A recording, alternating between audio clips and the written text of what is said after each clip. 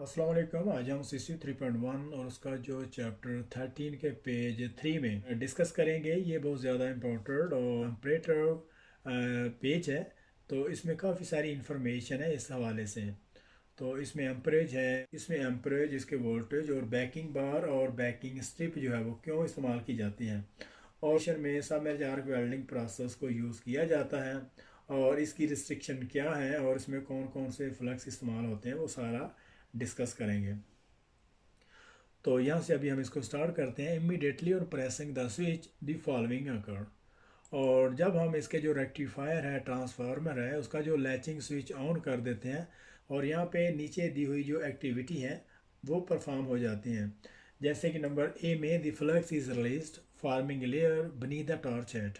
और जब इसका जो लैचिंग स्विच ऑन कर देते हैं तो इसकी जो टॉर्च हेड के नीचे से उसकी जो फ्लक्स है वो रिलीज़ होना शुरू कर देता है। जो फ्लक्स हॉपर है वहाँ से इसका जो फ्लक्स है वो रिलीज़ करना शुरू कर देता है। नंबर टू में the wire begin to be feed and strike the arc. और इसकी जो फील ऑफ वायर है वो कॉन्टैक्ट टिप के थ्रू फीड होना शुरू हो जाती है और इसकी जो आर्क है स्ट्राइक हो जाती है और इसकी जो वायर है वो फीड होना शुरू हो जाती है। नंबर सी में the contactor closes and deliver current to the contact tip. और इसका जो कॉन्टैक्टर है वो क्लोज हो जाता है और उसकी जो करंट है वो कॉन्टैक्ट टिप के थ्रू जो है वो डिलीवर होना शुरू हो जाता है। नंबर डी में दी ट्रैक्टर बिगन टू मूव। और इसका जो ट्रैक्टर यूनिट है वो मूव होना शुरू हो जाता है अगर वो ऑटोमेटर है या मैकेनाइज है। यहाँ से अभी इसको देखते हैं। Because of the nature of the granular flux the use of the submerge arc welding for the position welding has been restricted to the flat position. यहाँ तक इसको देखते हैं। और ग्रेनुलर फ्लक्स होने की वजह से इसमें जो पोजिशनल वेल्डिंग करना जो है वो डिफ़िकल्ट है। Welding for the position welding has been restricted. तो क्योंकि वो ग्रेनुलर फ्लक्स होता है इस वजह से उसमें जो पोजीशन में वेल्डिंग करना डिफ़िकल्ट है। However, the process has been continually developed and is now capable of the certain degree of However, the process has been continually developed and is now capable of the certain degree of the positional welding with an addition of the some a simple extra equipment. Example flex temp। यहाँ तक इसको देखते हैं।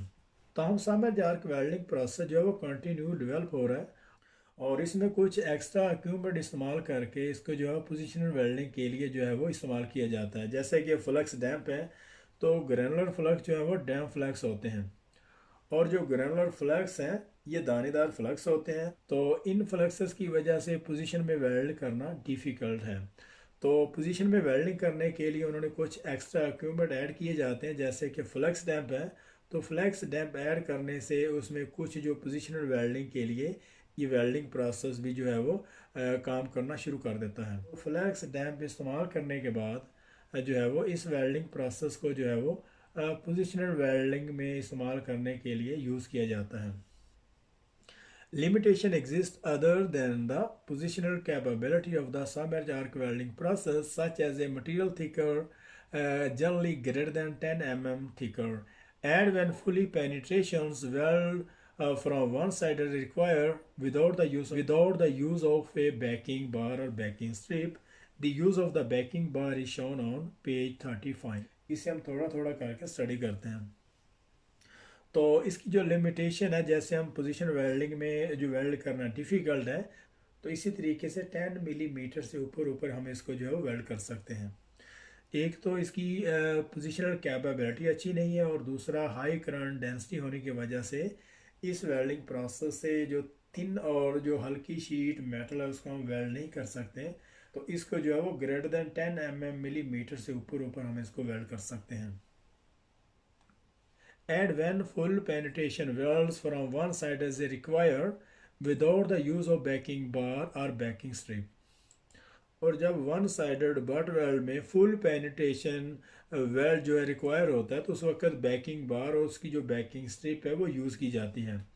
तो banking बार और banking strip के हवाले से उन्होंने नीचे 13.5 में इसकी जो डायग्राम यहाँ पे दी हुई है तो उसमें हम जो है वो One common application of SAW is in the welding of spiral welded pipe। यहाँ तक इसको देखते हैं।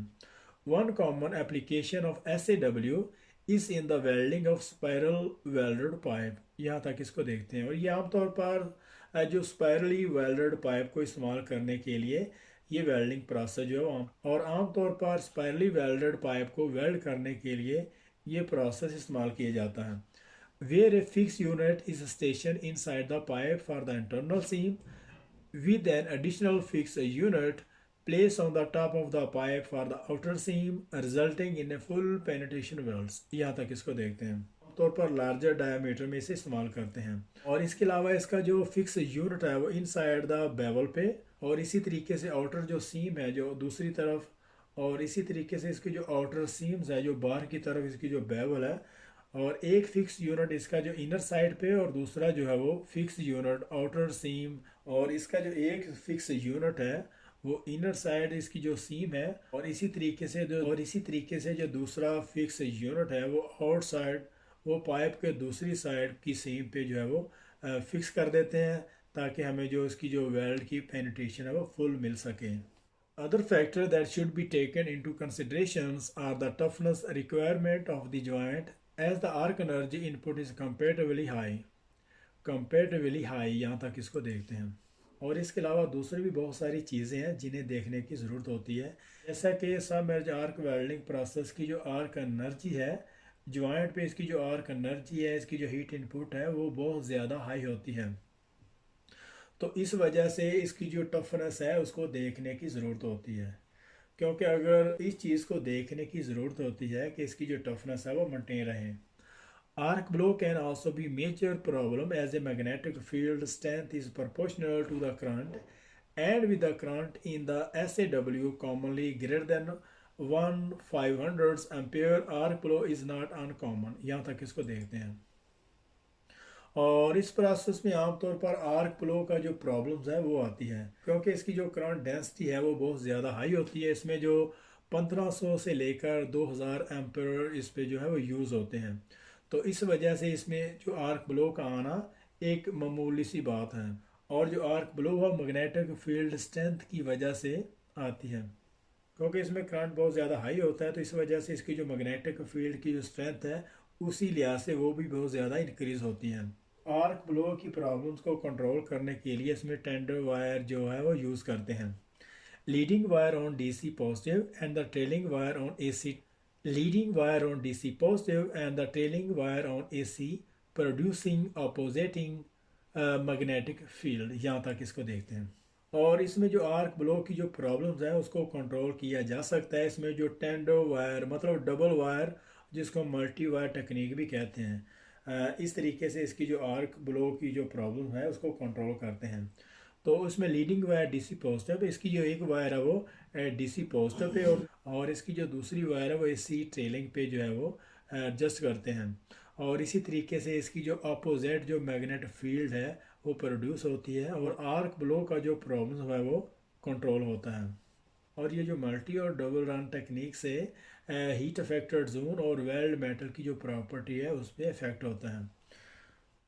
The resultant SAW weld metal composition is often difficult to predict as the weld is made up from 3 elements। और SAW की जो weld metal की जो कंपोजिशन है उसको प्रोडिक्ट करना उसका अंदाज़ा लगाना डिफ़िकल्ट है क्योंकि इसमें 3 तरह के जो एलिमेंट है वो यूज़ होते हैं। A typical set of value is given below. This is can change critically with small change in the welding parameter। और वेल्ड मेटल की जो कंपोजिशन है वो वेल्डिंग पैरामीटर के चेंज होने से वो चेंज हो जाती है। तो इसके जो पैरामीटर है उसमें नंबर 1 में दी इलेक्ट्रोड्स है। तो इलेक्ट्रोड्स 25% जो उसमें होता है तो उसमें इलेक्ट्रोड्स है 25% हैं और इसी तरीके से एलिमेंट इन द फ्लक्स 15% है और इसकी जो डायलूशन है वो 60% है। मतलब ये कि इन तीनों एलिमेंट के पिघलने से जो वेल्ड मेटल है वो डिपॉजिट होता है। तो इसमें जो वेल्ड मेटल की जो डायलूशन है अगर हम इसमें जो फ्लक्स के एलिमेंट हैं और इसके जो इलेक्ट्रोड्स हैं अगर हम इन तीनों को कैलकुलेट करते हैं और जितना बेस मेटल पिघला है उसकी जो है डायलूशन निकल आती है। The proportion of this element in the final weld deposition will vary depending on the welding parameters। और जो फाइनली वेल्ड मेटल की जो डेपोजिशन है ये डिपेंड करता है कि उसके वेल्डिंग पैरामीटर कौन से इस्तेमाल हो रहे हैं। और फाइनली डिपॉजिट वेल्ड मेटल जो है ये डिपेंड करता है कि कौन से उसमें वेल्डिंग पैरामीटर हैं, उसके वोल्टेज क्या है, उसके एम्परेज क्या है, और उसी के मुताबिक उसमें जो एलिमेंट हैं। Set and variation in arc voltage will change the arc length. और अगर आर्क वोल्टेज में कुछ चेंजिंग आती है, कुछ वेरिएशन आती है, तो वो आर्क लेंथ पे उसका इफेक्ट पड़ता है। Thus affect the amount of the flux being melted and overall percent of the lying element in the final welds. The proportion of this element in the final weld deposition will vary depending on the welding parameters. Set and variation in arc voltage will change the arc length and thus affect the amount of the flux being melted and overall percent of the lying element in the final welds. और finally उसके जो deposit weld metal है उसमें जो element है वो depend करता है उसके पैरामीटर पे। और अगर उसकी जो आर्क वोल्टेज है, अगर उसमें चेंजिंग आती है, कोई वेरिएशन आती है, तो उसकी जो आर्क लेंथ पे इफ़ेक्ट पड़ता है।